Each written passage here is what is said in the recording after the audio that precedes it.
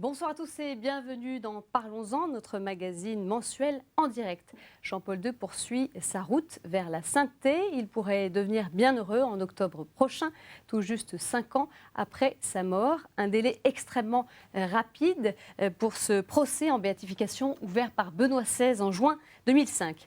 Il y a quelques semaines, le livre de Monseigneur Odeur, postulateur de la cause en béatification de Jean-Paul II, qui révélait le contenu de plusieurs témoignages concernant la vie du pape, a remis ce procès au devant de l'actualité. La béatification de Jean-Paul II, parlons-en.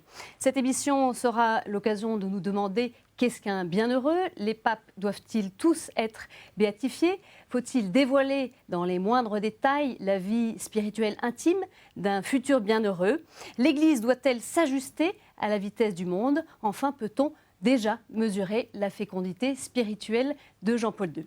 Et puis également avec nous sur ce plateau pendant 7h30 d'émission, 3 invités que je suis heureuse d'accueillir. Tout d'abord Bernard Lecomte, bonsoir. Bonsoir. Merci d'avoir accepté notre invitation. Alors vous êtes journaliste, auteur de la monumentale biographie Jean-Paul II, parue chez Gallimard. À vos côtés, Joachim Boufflet, bonsoir. Bonsoir. Vous êtes historien, consultant auprès de postulateurs de la Congrégation pour les causes des saints, également spécialiste des phénomènes mystiques. Merci d'être avec nous. Et puis enfin, j'accueille le père Julian Iliwicki, qui est carme polonais. Père, bonsoir. Bonsoir. Vous êtes prêtre au diocèse de Fréjus-Toulon et vous êtes également accompagnateur spirituel du monastère invisible de Jean-Paul II, qui a fait l'objet d'un livre du même titre de Martial Codou aux éditions Salvator. Retour sur les dates clés de cette procédure éclair avec Louis-Marie Soubrier. 2 avril 2005, Jean-Paul II meurt. 6 jours plus tard, lors des obsèques sur la place Saint-Pierre à Rome, une clameur se fait entendre, Santo subito. Elle appelle à la canonisation immédiate, mais la chose n'est pas si simple. Les normes habituelles imposent en effet un délai de 5 ans avant l'ouverture de la cause de béatification et de canonisation. Mais Benoît XVI en décide autrement. Le 13 mai 2005, jour de la fête de Notre-Dame de Fatima, il autorise l'ouverture immédiate de la cause de son prédécesseur. Un mois plus tard, le 28 juin 2005, l'enquête diocésaine commence. L'objectif, discerner la qualité humaine et chrétienne dont a pu faire preuve Karol Wojtyła, devenu Jean-Paul II. Après 2 ans de travail, le postulateur de la cause boucle en 2007 un dossier de 5000 pages, dans lesquels sont rapportés de multiples témoignages, lettres et documents. Il le soumet à la Congrégation pour les causes des saints. Encore 2 années d'études et le dossier est validé par les cardinaux. Le 19 décembre, le pape Benoît XVI reconnaît l'héroïcité des vertus de Karol Wojtyła et le proclame vénérable. Reste maintenant à authentifier le miracle, condition indispensable pour qu'une béatification soit prononcée. Parmi les nombreux cas de guérison attribués à l'intercession de Jean-Paul II, une religieuse française a été retenue. Il s'agit de sœur Marie-Simon-Pierre. En 2005, cette petite sœur des maternités catholiques a été guérie de la maladie de Parkinson. Aucun médecin n'explique cette guérison. Vraisemblablement, c'est au printemps 2010 que Benoît XVI autorisera la Congrégation pour les causes des saints à promulguer le décret reconnaissant le miracle attribué au pape polonais. Ce dernier pourra alors être béatifié. Certains parlent du mois d'octobre 2010 pour marquer l'anniversaire de l'élection de Jean-Paul II le 16 octobre 1978. Karol Wojtyła serait ainsi béatifié un peu plus de 5 ans après sa mort, dans des délais plus brefs encore que pour Mère Teresa, béatifiée 6 ans après son rappel à Dieu. Alors Bernard Lecomte, l'historien que vous êtes également, a besoin de temps pour juger l'héritage d'une personnalité dans l'histoire. On sait que Jeanne d'Arc a été canonisée près de 500 ans après sa mort. Est-ce que selon vous, ce procès de Jean-Paul II a été ouvert trop vite par l'Église ? Alors, je crois qu'il y a 2 choses à en dire. D'abord, depuis 1983, d'abord, la procédure elle-même s'est accélérée. Il y a eu une réforme qui s'est faite sous le début du pontificat de Jean-Paul II et qui a accéléré le processus, tout simplement, de constitution du dossier, etc. Et quand on a parfois souligné la rapidité de quelques canonisations spectaculaires, je pense évidemment à celle du fondateur de l'Opus Dei, mais aussi à Mère Teresa, il ne faut pas oublier qu'aujourd'hui, on constitue un dossier avec les moyens techniques qui sont l'ordinateur, qui sont les emails, qui sont Internet, etc. Vous savez, quand on a constitué le dossier pour le père Charles de Foucault, c'était des petites sœurs, des petites religieuses qui tapaient à la machine avec du carbone, des milliers de pages justement, et ça a pris 10 ans uniquement en machine à écrire. Parce qu'à l'époque, tout simplement, il fallait bien ça, il fallait envoyer les dossiers, il fallait les ramener, etc. Aujourd'hui, quand on constitue un dossier comme celui-là, on fait absolument comme un étudiant de première année qui, sur son ordinateur, ramasse la documentation, peut envoyer une question, reprendre la question le soir même, dans la nuit, etc. C'est important de le dire parce qu'il ne faut pas non plus trouver incroyable que l'Église utilise, au fond, les rythmes et les méthodes d'aujourd'hui pour constituer des dossiers et faire une biographie d'un futur saint. Ça demande aujourd'hui, évidemment, beaucoup moins de temps qu'il y a 20, 30 ou 50 ans. Voilà, c'est important. Alors, il reste que pour Jean-Paul II, on est quand même allé très vite. Parce que, on vient de voir là le timing, il est mort le 2 avril, et c'est pratiquement le 8 avril que, d'abord, qu'on a vu les panneaux, les calicots, Santo Subito, et qu'on a entendu les Polonais scander Święte, Święte dans la foule. Et c'est le 8, justement, que celui qui n'était pas encore Benoît XVI a laissé entendre que, oui, Jean-Paul II, Jean-Paul le Grand nous regarde, etc. Donc là, l'Église, elle a été un peu sous pression populaire, elle l'a souvent été. Médiatique. Il y a des saints, il y a des saints qui sont presque évidents, et l'Église, elle est souvent sous pression à la mort de quelqu'un qui a beaucoup marqué une génération ou un pays ou une communauté. Il y a toujours cette envie-là. Médiatique énorme. Là, évidemment, il y avait cette pression, qui était une pression en plus mondiale, parce qu'on se rappelle évidemment les obsèques de Jean-Paul II qui ont été un événement absolument extraordinaire. Mais enfin, l'Église sait aussi prendre son temps. Vous citiez l'exemple de Jeanne d'Arc, qui est un peu caricatural, mais il y a d'autres cas qui, en effet, où l'Église, après tout, quand on monte sur les autels, il n'y a jamais le feu au lac, si vous me permettez ce raccourci audacieux. Une petite précision pour nos téléspectateurs. Vous évoquiez Mère Teresa tout à l'heure. Elle n'est pas encore sainte. Elle a été béatifiée. C'est ça, mais elle a été béatifiée très vite.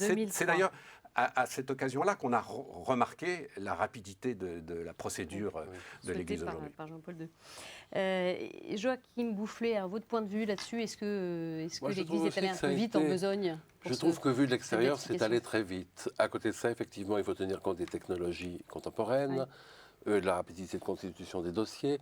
Il faut tenir également compte de l'impact dans la piété populaire. Et là, je crois que c'est un élément très important. La piété populaire ressent la sainteté des gens. Je pense à un cas comme Padre Pio, par exemple. Ça a duré beaucoup plus longtemps. Mais très vite, très tôt, on a su qu'il serait béatifié et canonisé. Ça se sentait. Il était saint. Et il y a d'autres exemples comme ça, je pourrais en citer. Très récemment, une mystique italienne est morte le 1er novembre dernier. Et on a de nouveau crié sur la place. Ces obsèques étaient célébrées par 7 évêques, tous les évêques de la province. Ils ont tous crié Santa Subito. C'est devenu un refrain. À côté de ça, je crois aussi que le Santo Subito de Jean-Paul II était légèrement téléguidé par certains mouvements. Mais enfin, ça c'est une autre histoire. C'est pas de la piété populaire spontanée. Est-ce que ça a pu exercer une pression sur le Saint-Siège? Non, une pression, non, certainement pas. Pas une pression, mais ça peut être un indicatif en revanche. Alors pourquoi cette procédure éclair, puisque une enquête dure quand même, je crois, si je ne me trompe pas, 12 ans, l'enquête romaine, avant un décret. Il n'y a pas de date. Il n'y a pas de date, non. En fait, le seul délai, c'est le délai des 5 ans avant l'introduction d'une cause. Donc le pape peut abréger le délai. Pour l'instant, nous avons 3 cas. Il y a eu Mère Teresa, bien sûr, Jean-Paul II et Lucie de Fatima. Ce sont les 3 cas que nous connaissons. Et puis après, les procédures suivent leur rythme. Vous savez, il y en a qui durent depuis des siècles, qui n'ont toujours pas abouti, et d'autres qui vont très très vite. Je pense à une cause à laquelle j'ai travaillé, celle de Claire de Castelbajac. Ça a l'air d'aller assez vite. Et ça n'influe pas sur le travail qu'on peut y faire, l'étude des dossiers, des témoignages? Non.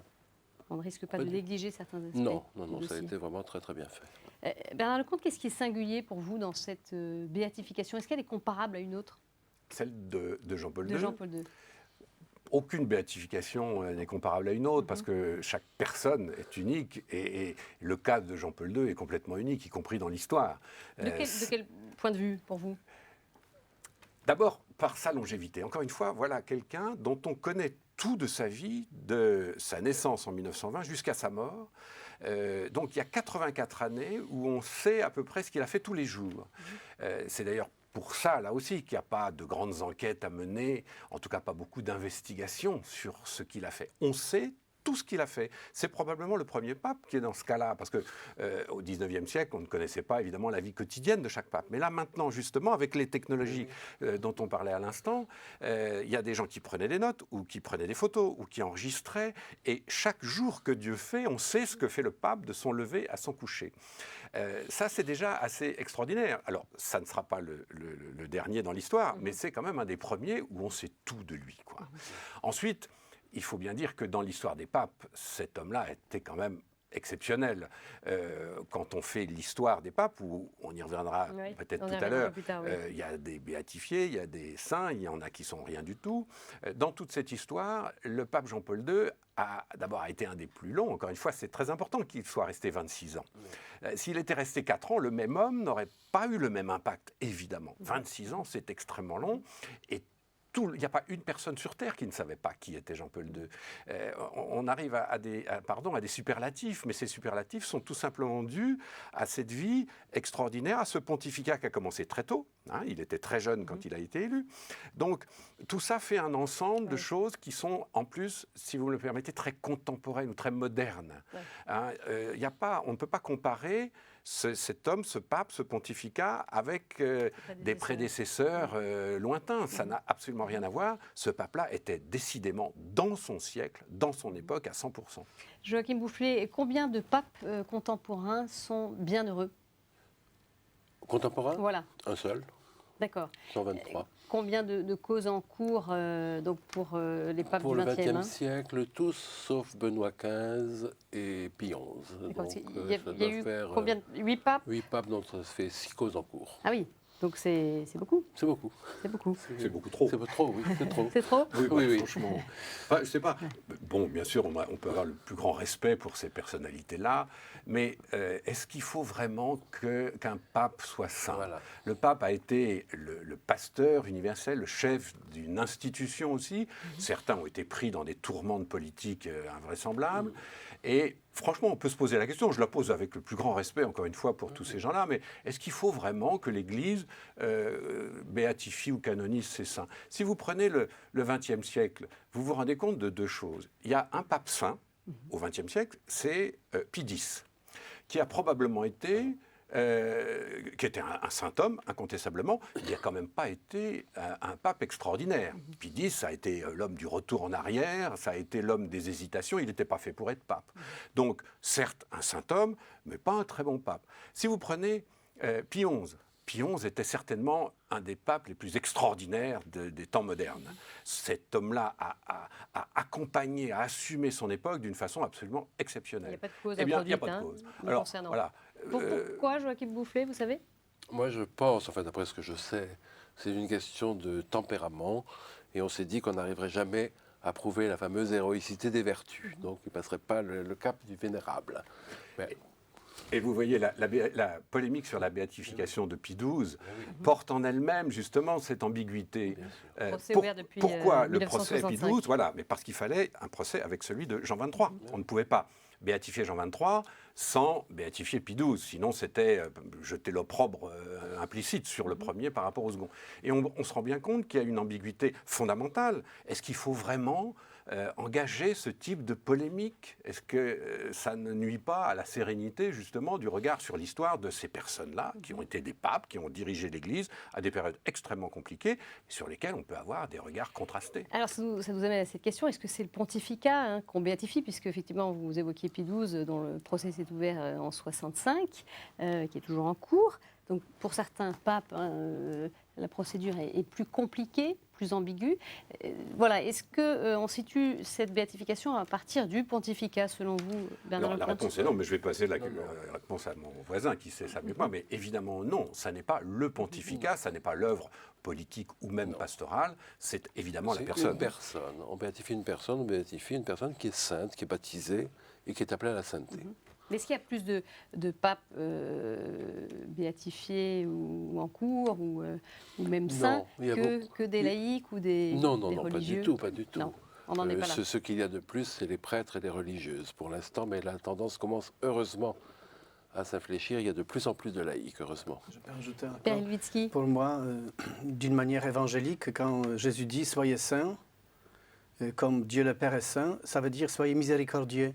Et on apprend tout de suite que ce n'est pas la perfection qui compte, mais cette approche miséricordieuse, ça veut dire accueillir la grâce, accueillir Dieu et finalement notre faiblesse et notre petitesse. C'est tout à fait autre chose. On va revenir un petit peu sur les termes techniques. Hein. Oui. Voilà, qu'est-ce qu'une béatification? Une béatification, c'est un acte par lequel le pape reconnaît au nom de l'Église qu'un personnage est dans la gloire du ciel et a le titre de bienheureux. Ça, c'est une étape. Et qu'est-ce Alors, que c'est au juste un bienheureux? Un bienheureux, c'est quelqu'un qui jouit de la vision béatifique, de la vision de Dieu, de la vision faciale, donc qui est au ciel, comme on disait autrefois. C'est quoi la différence avec un saint? Alors, justement, après, il y a une deuxième étape qui consiste à faire du bienheureux un saint. Et là, c'est simplement une question très technique. Les bienheureux, je dirais, autrefois étaient réservés aux cultes locaux, aux ordres religieux, etc. Et les saints avaient une portée plus universelle. Actuellement, on introduit des causes de canonisation, parce qu'il ne s'agit pas de causes de béatification, mais de causes de canonisation, dans la perspective de faire de la personne un saint et pas seulement un bienheureux. C'est-à-dire qu'on a complètement changé le regard qu'on porte sur le bienheureux et sur le saint. Le bienheureux maintenant n'est plus que l'étape vers la sainteté. Alors qu'autrefois, et on le voit, il y a beaucoup de bienheureux dans le calendrier. Et on s'est arrêté là. D'accord. Et Maintenant, pour quelle non. raison Je le dis cette simplement approche parce différente? qu'on voulait simplement contenter une église locale, D'accord. parce que le personnage avait eu un impact très limité, ce qui est normal. Il n'y avait pas tous ces moyens de communication, etc. D'accord. Et dans un territoire donné, il était bon qu'on ait une figure de sainteté. Père Helwitzky, pourquoi, selon vous, donne-t-on aux chrétiens les bienheureux en exemple? Chacun a besoin d'incarnation du bien. Et si bienheureux ou saint a incarné, on peut dire, la bonté de Dieu, sa miséricorde, tout ce qu'on veut, qui nous touche, qui nous change, qui nous rapproche d'amour, on peut dire, de la charité. C'est ça, je crois, que le plus important dans la vie de tous les bienheureux ou de tous les saints. Et pour moi, ce sont mes amis et qui essayent de telle ou telle manière me conduire par ce qu'ils ont vécu. Et Joachim Boufflet, alors quand est apparue dans l'Église cette procédure de béatification? Oh, elle s'est édifiée par strates, si je puis dire, et elle a été fixée au XVIe siècle, pratiquement, avec le Concile de Trente, grosso modo. Et encore, elle a beaucoup évolué après. Avant le XVIe, qu'est-ce qui se passait? Avant le XVIe, d'abord, dans les premiers temps de l'Église, il n'y avait que les martyrs qui étaient vénérés comme saints. Il n'y avait pas de procédure ni rien. Ils étaient martyrs, ils étaient saints. Ensuite, il y a eu différentes étapes de constitution du modèle de saint. Et là, vous avez l'excellent article de Vaucher sur la sainteté au Moyen-Âge, qui distingue les types de sainteté qu'on voulait proposer au peuple. Oui. Sainteté sacerdotale, sainteté Il y impériale et avait royale. une classification. Oui. Et est-ce que l'examen s'est toujours fait à la curie ou non? Non, au départ, c'était dans les diocèses, mais tout ça au Moyen-Âge. Ensuite, le pape s'est réservé le droit de canoniser, parce qu'avant, c'était un peu n'importe quoi. Et puis finalement, ça a été regroupé tout dans la congrégation des rites.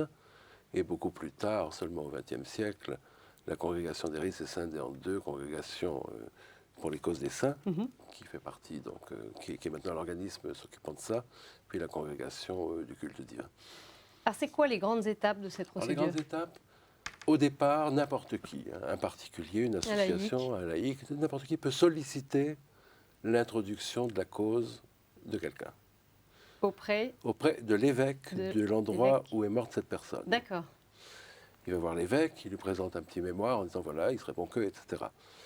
L'évêque fait étudier la question par quelques spécialistes quand même pour voir s'il n'y a pas de fantaisie derrière, si ça vaut le coup. Si l'évêque est d'accord, s'ouvre ce que l'on appelle la procédure ordinaire, c'est-à-dire celle de l'ordinaire du lieu. Et là, c'est la partie la plus importante. C'est-à-dire locale, diocésaine? Oui, oui, diocésaine. D'accord. Et c'est la partie la plus importante parce que c'est celle qui recueille tous les témoignages, qui compile tous les documents. Alors c'est fait par des commissions de plusieurs membres. Il y a des historiens, des hommes de sciences, des théologiens, des canonistes, etc. Et lorsque cette commission a fini son travail, qui peut varier de 3, 5, 10 ans quelquefois, enfin beaucoup moins maintenant, elle condense tous les actes, si je puis dire, et elle les envoie à Rome pour examen. Là, la congrégation pour les causes des saints intervient, étudie tout le dossier qu'a envoyé l'évêque. S'il manque des pièces ou si c'est mal fichu, on le retoque et on le renvoie à l'expéditeur pour qu'il recommence ou bien pour qu'il laisse tomber, ça dépend. Si la congrégation accepte le dossier, elle nomme un rapporteur. Le rapporteur est chargé de faire une synthèse de toute cette documentation qui s'appelle la positio. La positio, c'est un gros pavé ou plusieurs gros pavés avec la vie et les vertus, etc., de tous des serviteurs de Dieu. Ils sont serviteurs de Dieu jusque-là. D'accord. La positio est ensuite étudiée par un collège de cardinaux qui se prononce sur l'héroïcité des vertus. C'est-à-dire, voit si, compte tenu de tous les documents, tous les témoignages, etc., le candidat à la sainteté a pratiqué les vertus de foi, d'espérance, de charité, mais aussi toutes les autres petites, à un degré qu'on appelle héroïque. Il ne s'agit pas de faire de l'héroïsme, il s'agit simplement, comme je disais tout à l'heure, d'une dynamique. Si elle a cherché à aller toujours plus loin dans l'acquisition et dans la pratique de ces vertus. Si ce collège se prononce favorablement, c'est ce qui s'est passé pour Jean-Paul II récemment, là, le serviteur de Dieu est déclaré vénérable. Voilà. Et on fait un acte qui s'appelle le décret d'héroïcité des vertus. D'accord. Après, il faut un miracle. Là, c'est la grâce de Dieu. Donc, Parce qu'il y a tout beaucoup ça de est causes qui sont très- bloquées parce qu'il n'y a pas de Très, miracle. très encadré. Ah oui, c'est très très encadré, Ouais. c'est très juridique, Oui. très technique Oui, c'est ça. et très rigoureux. Alors vous êtes consultant auprès de postulateurs. Oui, moi, Alors, moi, c'est quoi votre travail eh bien, exactement? mon travail, moi je suis consultant en tant qu'historien. Oui, Donc je suis chargé par des postulateurs de telle ou telle cause au niveau diocésain, D'accord. ordinaire. on vient vous voir. On vient me voir, on me demande est-ce que vous voulez travailler sur la validité de tel témoignage, sur la vie, tout simplement, D'accord. la cohérence de la vie, etc. Et donc je fais des rapports, des notes, des textes, etc. D'accord. Et finalement, est-ce que vous parliez, tout un chacun peut aller faire Oui, cette bien demande sûr. auprès de son évêque, mais Oui. est-ce qu'on est mieux placé quand on vient d'une congrégation religieuse Il faut en tant dire que que- simple laïc pour faire avancer une cause ou pas? Oui, bien sûr. Oui. Tout simplement pour deux raisons. D'abord parce qu'elles ont plus de poids, je dirais, à cause d'un esprit clérical encore qui reste. Les clercs font davantage confiance aux clercs qu'aux laïcs, ça. On en est encore là. Et puis en même temps parce qu'une cause de béatification et de canonisation, ça coûte relativement cher. Oui, combien? Très variable. Ça dépend. Un ordre de prix? Oh, je crois qu'on ne peut pas. Non. Vraiment, c'est très très variable. D'accord. On en revient à la question du miracle. Hein. Oui. Et d'abord, qu'est-ce que c'est? Un miracle. Est-ce qu'il y a une définition précise? Oui, je pense. Oui. Un miracle est un signe de la présence de Dieu parmi nous et de son œuvre de salut. Point. Un signe, donc c'est variable, enfin, c'est pas simplement une variable. guérison, Ah, non, non, ça non. peut être Non, non, non. autre chose, quoi, par peut- exemple? Par exemple, on a canonisé un saint espagnol du XVIe siècle et le miracle qui a été retenu pour sa canonisation est qu'avec 50 ou 100 grammes de riz, je ne sais plus, on a réussi à nourrir plus de 250 personnes après l'avoir prié et s'être aperçu qu'on n'avait plus de riz, quoi. Ah. Alors on a prié, la cuisinière a beaucoup prié ce saint, ce bienheureux pour lequel elle avait une grande dévotion. Oui. Et le riz a commencé à se multiplier. D'accord. Et puis on a réussi, je vous dis, à nourrir plus de 250 Bon. personnes. Donc, Et donc là, c'était pas tant. Et on a gardé du riz, il y en avait de surplus. Enfin, c'était une de- histoire vraiment digne de la légende dorée. des signes qui C'est peuvent des signes de la miséricorde être de assez, Dieu, et de la présence de Dieu. assez inattendus, surprenants. Oui. Alors, c'est quoi les critères d'authentification? Pour le miracle. Oui. Alors il y a le critère médical déjà, il faut que la science médicale reconnaisse que la guérison est inexplicable dans les connaissances actuelles D'accord. de la science. Ensuite il y a le critère théologique, Oui. ce qu'on oublie toujours. Et quand un médecin parle de miracle, je lui dis non. C'est un mot que vous ne devez pas employer. Ce n'est pas du ressort du médecin, le miracle. Il est simplement une guérison inexplicable. Le miracle, ce sont les théologiens qui le constatent. Et ils le constatent sur les circonstances, sur l'impact que ça peut avoir sur la personne, sur son entourage, sur les fruits, etc. D'accord. Alors voilà, on va arriver au terme de cette émission. Merci à tous les trois d'être venus. On attend bien sûr vos réactions sur l'adresse qui s'affiche sur vos écrans. Et puis également, sachez que vous pouvez retrouver cette émission sur le site de la chaîne. Très bonne soirée à tous. À bientôt. Au revoir.